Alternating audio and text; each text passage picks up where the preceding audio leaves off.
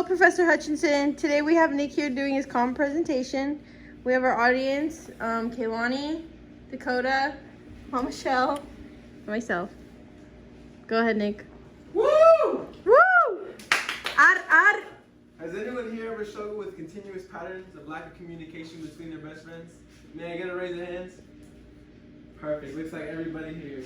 My name is Nick Bazan, and I'm actually currently suffering from this same problem with my friend Leah. Leah currently struggles with being conscious of her self-awareness and the things that she says in front of certain people. In my situation, Leah lacks the ability to incorporate the many uses that self-awareness brings to a friendship. In order to be successful with communication in a friendship, it is important to be conscious of your own self-awareness.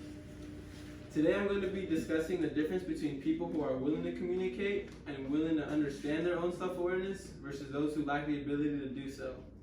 I will also be covering many ways you can help boost your communication skills by having interpersonal relationships. Today I'm going to be covering 3 of the major things related to self-awareness: self-understanding, self-consciousness, and conflicting commitments. In Dan Zahavi's article, he explains the importance of one's multidimensional account of the self.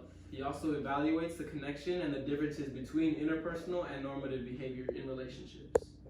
So overall, I found that ion dimensions of the selfhood oftentimes need to be refined to accommodate pre-reflective self-understanding.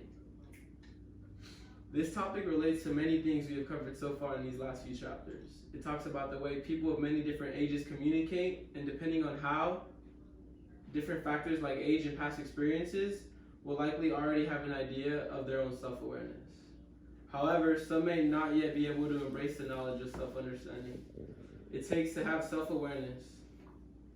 In those chapters, we have discussed the basic topics of interpersonal communication that apply to different reasons we have troubles in our relationships, such as self-awareness. So the hypothesis of this topic is that depending on a person's ability to maintain or improve their pre-reflective attention, they are able to excel in the communication aspect of the interpersonal relationship.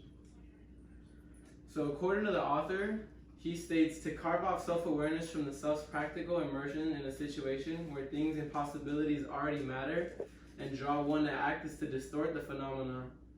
A more careful phenomenology of pre-reflective action shows that pre-reflective self-awareness and pre-reflective self-understanding are co-constitutive, meaning they're both mutually for each other and for everyday experiences.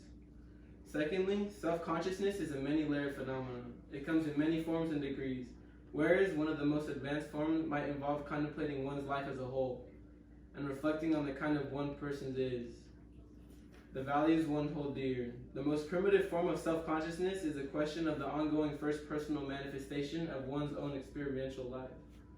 I also found that conflicting commitments or a lack of fit between how we habitually act and how we reflectively conceive ourselves can lead to breakdowns as well as challenges and demands from others amidst whom we live, which are those who lives and well-beings are impacted by what we do and say.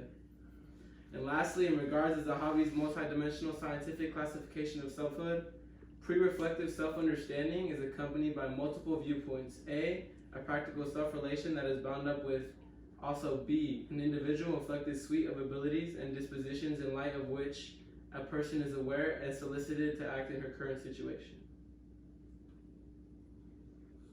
The relationship is with one of the best friends, and our issue is when I try to communicate and encourage her to be more self-dependent and self-aware, not only acknowledging her actions, but to also demonstrate better communication when expressing what she really wants. This article has taught me to look at how others communicate with each other from a different perspective. Although I may have a good sense of self-awareness and a strong ability to balance self-awareness and self-understanding, others may not, like Leah. I have now learned how to teach myself and others like my friend Leah to juggle this idea of self-awareness and really focus on how to understand ourselves better in order to communicate with others. With that being said, taking a step into understanding that may not always have the same way of seeing themselves and communicating how they feel. I can help myself and Leah to better our understanding of self-awareness, which will help us communicate better. In this presentation, I wanted to bring awareness to the fact that in most relationships, one person may not always have a great understanding of the importance when it comes to self-awareness and self-understanding.